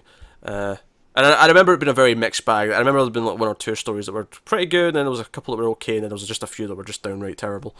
But so this one was written by Owl Going Back, which is such a great name, and artist Matt Merhoff. It was called Silent Screams, and it was a not quite a holiday,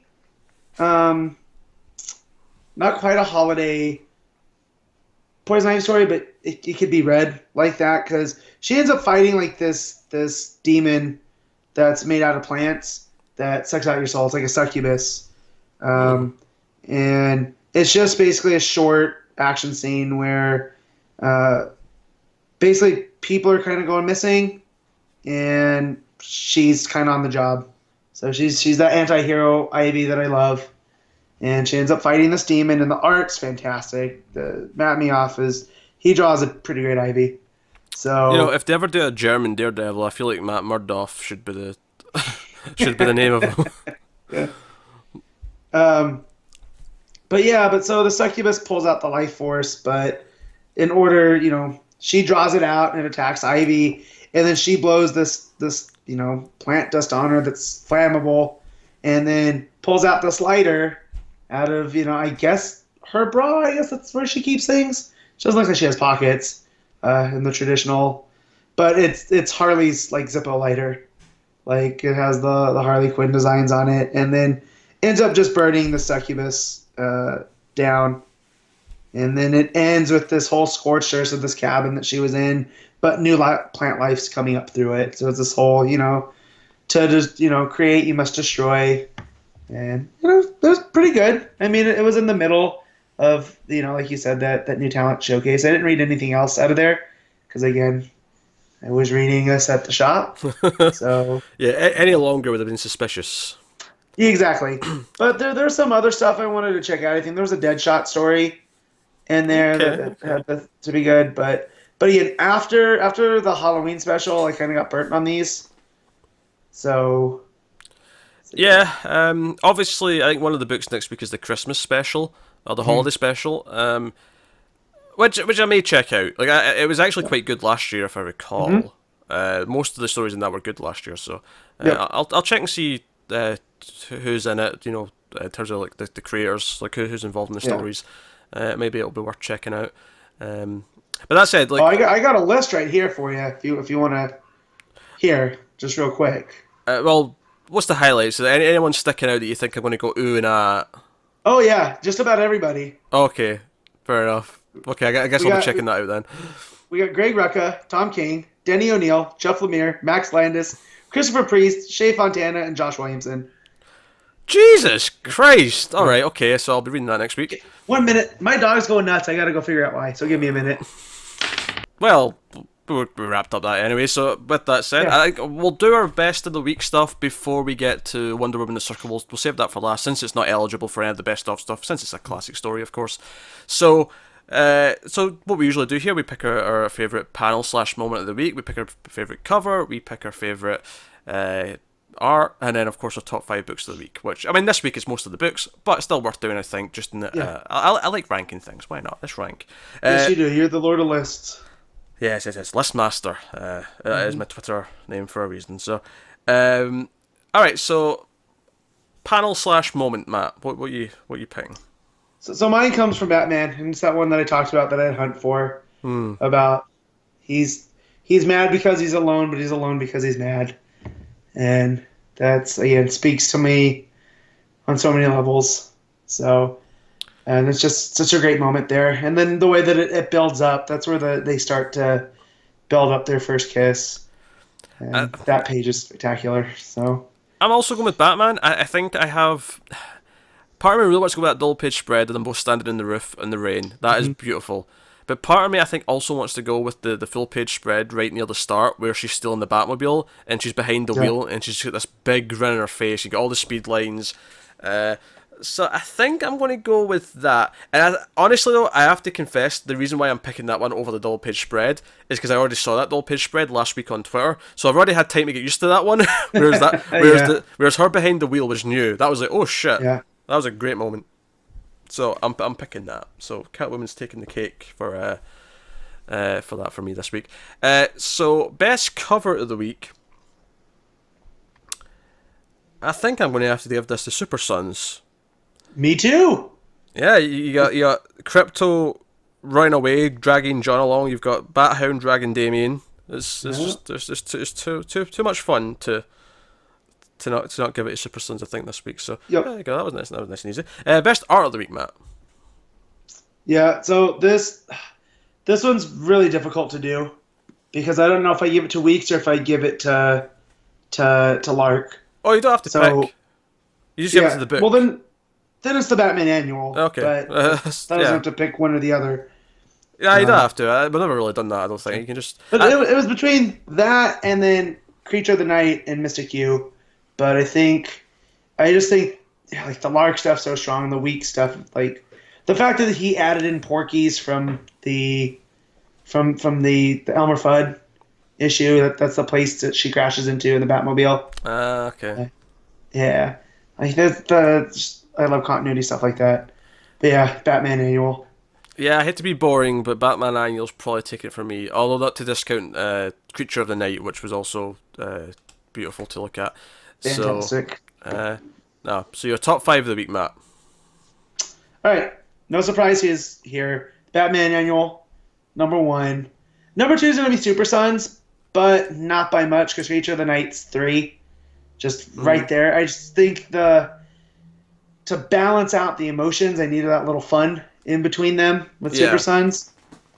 And then 4 is going to have to be Green. No, it's going to be Mystic U and then Green Arrow. All right. Yeah, mine's not going to be too much different, obviously. But Batman Annual number 2 at number 1. I think I'm going to put Creature of the Night at number 2. Super Sons at number 3. And those are the 3 that I highly recommend people check out from this week. Absolutely.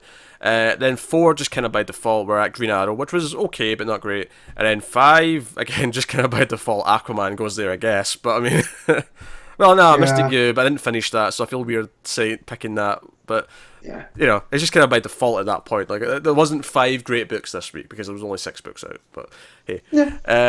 That's kind of where we land on that. So, okay, there you go. So that's best stuff of the week. I'll also tell you what's coming next week before we talk about the trade, the collection. So coming next week, week 1 of December. Can you believe we're in December already, Matt? I can, but I don't want to. The year's flown in something. Although, get 2017 out now, because it has been, like, we thought 2016 was bad. 2017 was like, here, hold my beer. Yeah. And see, I'm worried though, Matt, that 2018 is just going to be like, I'm going to top that now. I hope not. I hope it goes the other way. I like to think karma's a boomerang. So 2016 was us releasing the boomerang, and 2018 is it returning. So yes. So, coming next week, we have Batman 36, we have Superman 36, we have Justice League 34, which will be on the review docket because that is the week that Christopher Priest is taking over. So that's exciting, maybe getting a good Justice League book. Green Lantern's 36, Green Arrow 35, Nightwing 34, which is the start, I think, of... it's the last issue of... Sealy before Humphreys takes over. Then Deathstroke number 26. We also have Batman White Knight number 3, which I've been enjoying a lot, and then the aforementioned DC Holiday Special 2017, which we'll probably have a look at. I don't know if we'll all read all of it, but I think I'm going to try and read it myself. Just I mean, all those names, and then I didn't get to art on that because the art is just as stunning with Steve Epting, Albuquerque, Bilquist Evely, Otto Schmidt, Neil Gooch, Francis Manifold. Okay, it's a who's who, right? It's a who's who then. I'm going to have to buy it. Like, I'm going to have to explain to my wife, even though I told her I'm cutting back my comics so I can get a new cell phone. I can't not have this. Like, these are all my favorite writers in one place. That's it. Also next week, but we will not be covering, is Deadman number 2, Black Lightning Cold Dead Hands number 2, Bane Conquest 8, Cyborg 19, and Harley Quinn 33. And then on top of that, I believe that we also have the first issue of Batman TMNT 2 is out next week. I actually really like the first crossover between them. I'm just not getting them at release this time because I have enough to read, but the first one was really enjoyable, and this one's also by Tinian, I think, so probably worth checking out though if you're a Batman Turtles fan, because I am, for the record. But if you're a Turtles and wrestling fan, New Japan released some shirts of Ninja Turtles doing signature moves from their New Japan, and that was Raphael's. That was a stretch, Matt, and you know it. That was a stretch. If you're a Turtles fan, you're gonna want these shirts. If you're a wrestling fan, you're gonna want these shirts. If you're both, you're gonna have to own the shirt, because like they have Raphael doing the Rainmaker. Like, it's perfect. So, yeah. Just Turtles. Okay. So, no. Which, I mean, hell, I mean, the Turtles are in the Injustice 2 fighting game now. They've been added to the DC roster. Yeah, they're the new DLC characters.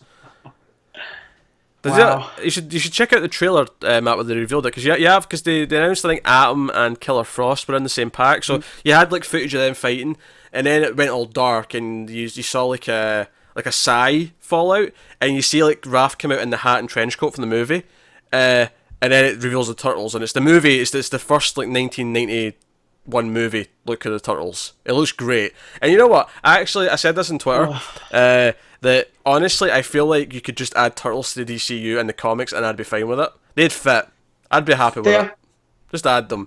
Because that first crossover between Batman and Turtles, they had all this cool thing where Raz and like Shredder were kind of like had an uneasy alliance, and you had Batman fighting Shredder, which was like a dream come true. You had like Turtles fighting with various Bat villains. It was great.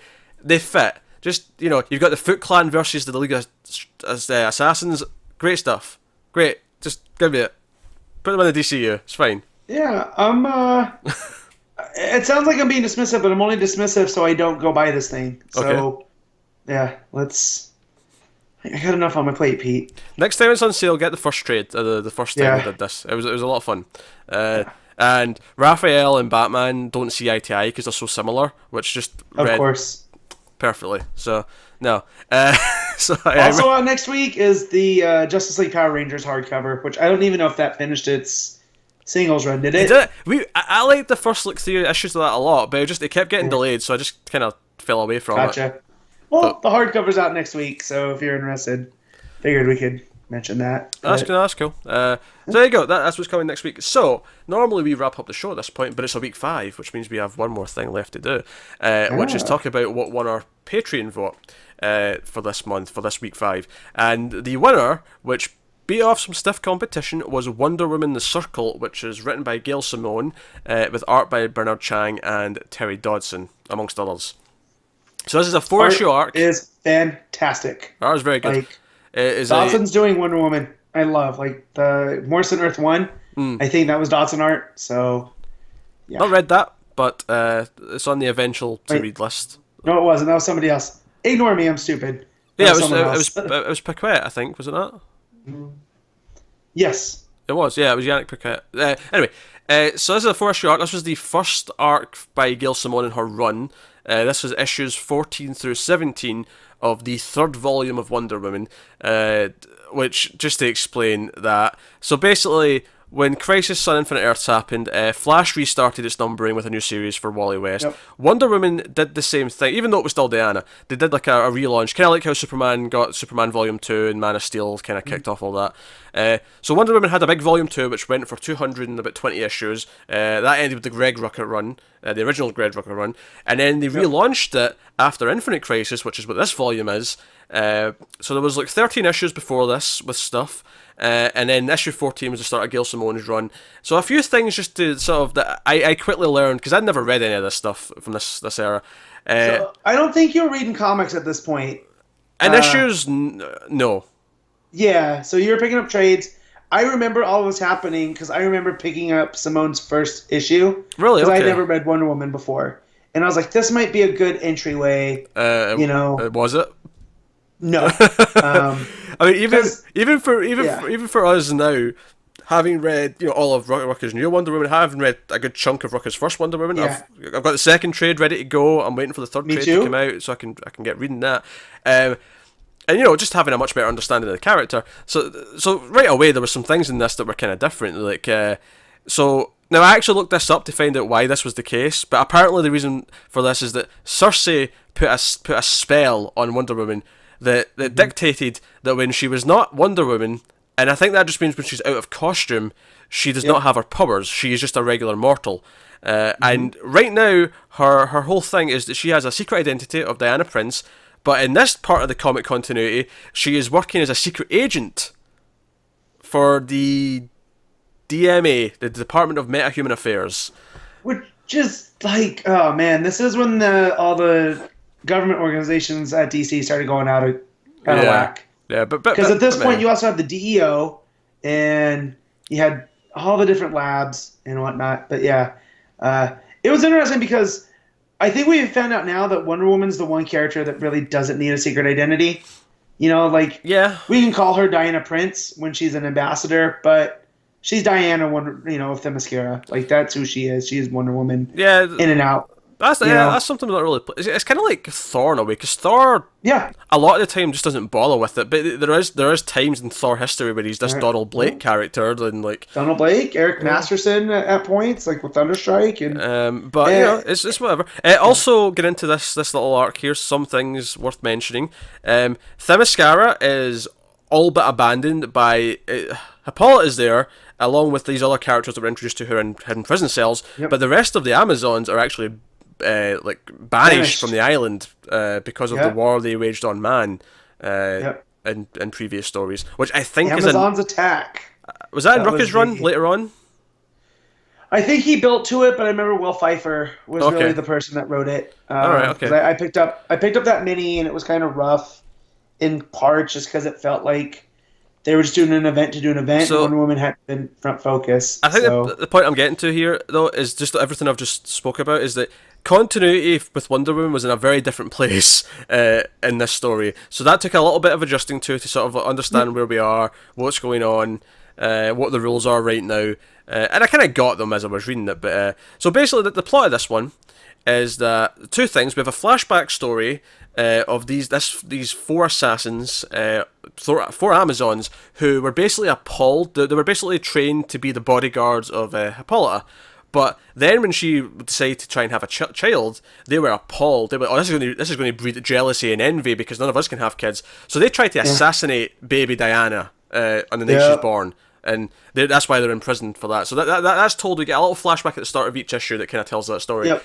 And I like that because they are the old tradition Amazons. Like, they are the warriors first, compassion last. We do what we will to protect the queen. And they get their name, the Circle, from how they guard the queen. Like, she is in a protective circle, and each one stands at a compass point.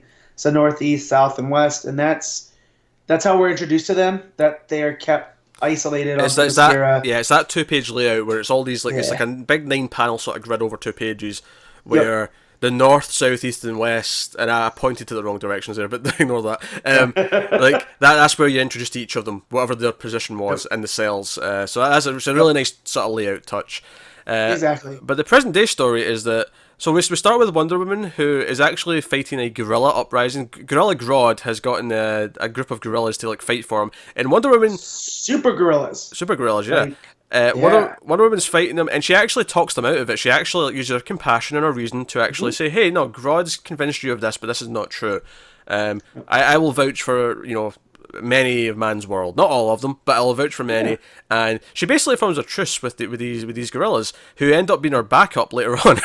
I loved it. We had Wonder Woman and gorillas fighting Nazis at one point. We also have them living at our house, they're in our apartment, just sort of watching TV and that was the Ambassador's Manor, right? That was from Rucka's run. Right? Was that the manor? I don't know. She's given that up at this point. She's not an ambassador anymore. I know, but I feel like it's still there because it felt like a bigger place than just an apartment when I was reading it. Maybe you're right, but and it seemed familiar. I could be wrong, but I thought that was a nice touch with her bringing these. Just to go back to the Turtles comparisons, it reminded me a little bit strangely of Turtles 3, the movie, where you've got all these samurai hanging out in the Turtles' home. It reminded me of that for some reason, but it was Casey Jones taking them around, showing them pizza and stuff. Yeah, in New York. Yeah. But yeah, so you got these really cool super gorillas. You have Wonder Woman being Wonder Woman, and I'm glad this is who the character is still. I feel like Rucka and Simone have that. She is a being of compassion. This isn't it is the same one that snapped Maxwell Lord's neck, but she's not nearly as aggressive. She's a secret agent and her partner's nemesis, and she's working for Commander Steel.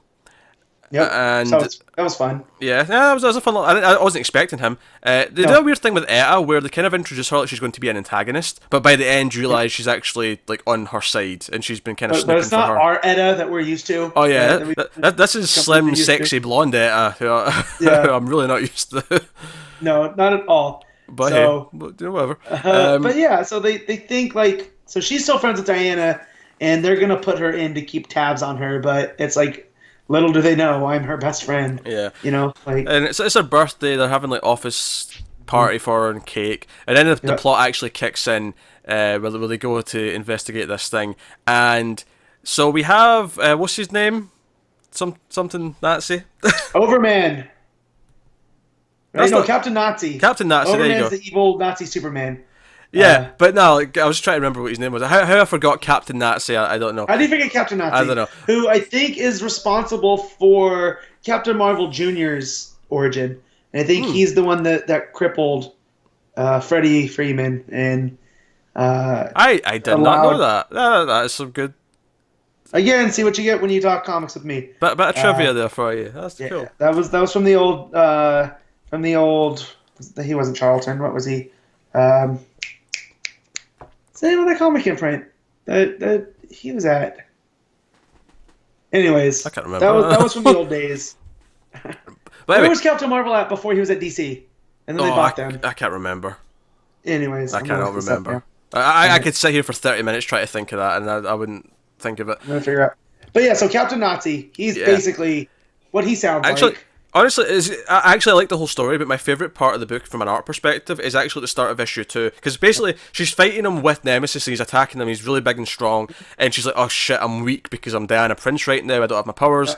But then she throws plastic explosives at his face, which makes everything go dark. Great. And we have these great panels of you just see the gold like glistening from our gauntlets and our tiara, and it's like, you know, it's her becoming Wonder. It's like a great moment, and then of course she like beats the crap out of him. It's great. So the main plot actually outside of the circle stuff is that this group of Nats, because Themyscira is uninhabited right now, all besides one or two people. They're going to take over Themyscira and make it the new Fatherland. He's got his group of Nazis who go to Themyscira. So Wonder Woman has to go to all the gods and beg, because she's banished right now, but she needs to get back. And she eventually gets a magic giant seashell that she'll travel with her gorillas to go back to Themyscira. Which, by the way, when she goes to see Odin, that was really weird and Thor-like, and it was bizarre. I liked her visiting all the gods, because that's completely different from what I've known from reading, that, Rucka doesn't lean on them. You kind of feel their presence, but never really see them. This is a constant complaint, actually, about Wonder Woman, just in terms of history, is that her continuity has been reshaped so many times that, in one version of Wonder Woman, she can go and visit the gods. In one version of Wonder Woman, she can go back to Themyscira whenever she wants. In one version of Wonder Woman, she can do this. In one version of Wonder Woman, she was born from clay, but in one, she was just the daughter of it's changed so many times. But no, there's actually the Rainbow Bridge. It's Asgard, and she's talking to Odin, and I'm like, this is weird. Like, I know Marvel don't own the character, as a fan of Norse mythology, I didn't like the fact that he's like, nah, I'm not going to go picking fights with the Greek gods. I can't deal with that right now. It's like, bro, that's all you do is pick fights. Like, granted, you're the god of wisdom, but like, Valhalla is your hall where you're going to feed people and keep them happy until Ragnarok. And then they're going to go wage war. Like, but again, it's not about Odin, is it? It's about Wonder Woman. But I like that she goes to a Polynesian god, and he's the one that's just like, yeah, okay, I'll help you. It's the point. It's not one of hers. It's like because she's even like I think is it Hippolyta later on that brings that up. Like, oh, you went outside one of our gods. Like, yeah, well, our gods were refusing to help, and like we have to be open to new things. But yeah, no, it was an interesting touch. Sorry. No, that was the god she went to. Kane, I forget his back name, which and just real quick, it was Fawcett at before people start shouting at me, is where Captain Marvel came from. Oh, right, Fawcett Comics, and it was Captain Nazi. He apparently got mad at Captain Marvel, came across Freddie Freeman and beat him within an inch of his life with an oar. So Captain Nazi, besides just being a Nazi, bad dude. So, and you basically have all this stuff, and the Nazis get to the island, and Wonder Woman's on her way, but she's not there yet. Where Hippolyta is basically doing her Predator impression, where she's sneaking around the island, like picking off Nazis one by one, which is kind of glorious. It's great. Anytime Nazis are your villain, I'm a fan, because it always works out. Always. And she actually, obviously the story ends with her dying, which is, I was like, oh shit, this is the story of Hippolyta dying. I didn't realise that's what I was getting into with this one, but that's where it goes. Obviously Wonder Woman has her big grand entrance, and actually like, it's just one woman, what she can possibly do against us, and then all our super gorillas jump out to help her, which is fantastic. That's awesome. We have a lot of Wonder Woman, Hippolyta, and gorillas beating up Nazis. In fact, there's at one point one of them's even like, oh, I'd like to tie me up with that lasso and do naughty things to me, and she like grabs him and she's like, is this what you wanted? And he's just like, he's pissing his pants basically. It's so satisfying. It is. He's all talk until it's time to go, and then you get the resolution with the circle, and then you find out that they had tried to kill her, which you can kind of guess they're trying to kill Diana because of all the hints, and you have this whole cult that was popping up in Themyscira where they, these women wanted children, and, they felt a void because they couldn't become mothers. So they started shaping them out of clay and calling them whittle babies, which that cracked me up. Which I know Simone has a sense of humor. You widow baby. Exactly. So hearing these Amazons, like in my, when I read in my mind's voice, going, you were just a whittle baby. I was like, okay, that's unintentionally hilarious. But yeah, but is it unintentional though? I don't know if it is. Gail Simone's a smart cookie. I don't think that was an accident. But I couldn't. I mean, in this moment where she's facing down the leader of the circle, like, what was her name? I can't remember. Oh God, it was. I had a really awkward Y in the middle of it. I can tell you that. Yeah. Right now. I'll find it. Alconi. Oh yeah, there you go. That was it. Alconi. Yeah. Alconi. How you pronounce it? I'm not entirely sure, but. Anyways, but she's like this fierce warrior, and she has a sword, and it looks like she's probably gonna whip on Wonder Woman. So for her to drop Little Baby, that again was great. And we see Wonder Woman take out each of the circle, because each of the circle have a specialty, and one was like, she was known as a fisher woman, and so she has this trident like Aquaman, and there was one that was an archer, and then one that was the keeper of all the animals. Which, again, reading through Aquaman this last month, I found it funny. There's a lot of crossover with some of the Atlantean culture in the Themysciran. Yeah, which was fun. Yeah, it's an interesting structure thing, because they actually deal with the Nazis quite early on in the last issue, and then it becomes no, the circle are here and they're hunting me. So now it's like a case of dealing with that and getting to my mother and saving her and whatever else. So she gets through the other three, and it's the main leader who she ends up having the big fight with, which is a good fight. It works. There's good emotion in it. And then some of the guerrillas actually stay behind, and they're going to look after Themyscira and look after the prisoners. So I'm like, okay, we got guerrillas on Themyscira now. Okay. That's the one thing I wish Rucka would have touched on. Like, they think they find Themyscira, but because of all the stuff that's happened and all the lies and the magic and whatnot, they just find this island in the middle of nowhere with gorillas on it. Like, that would have been a fun little shout out. Yeah, at the time, I'd have zero idea what it was referring to, but I'm not going to complain an island full of gorillas. I mean, that's King Kong.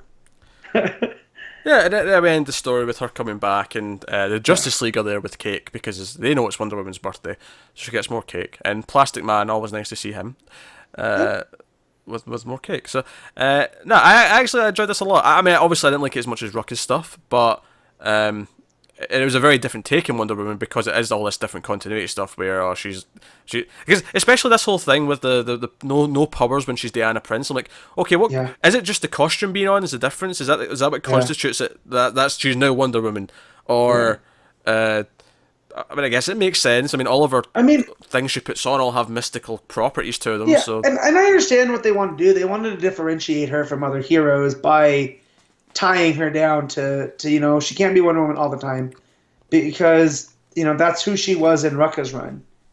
So you got to try to make it your own thing, kind of like when Azarello turned the goddess of war. Like, that's not exactly the same, but it fits. And I went from someone that I had read maybe 2 or 3 issues of Wonder Woman before the New 52, and then Azarello really opened my eyes to the character, and now I've read most of Rucka's run. I want to go back now and revisit Simone's run for sure, because I want to see where this goes. I'm not sure quite how long her run was, but it was definitely a few trades worth. So I'm down for reading more of it at some point. I don't know if I'll rush to it right now, but definitely in the future.